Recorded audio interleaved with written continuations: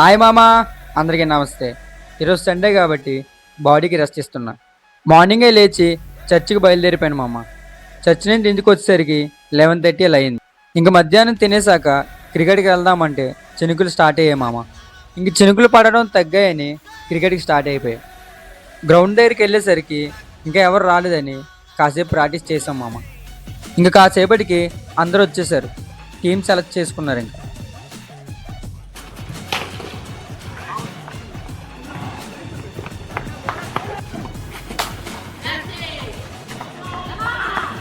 ఇంకా 2 వికెట్లు పడ్డాయని నేను దిగాను మామ.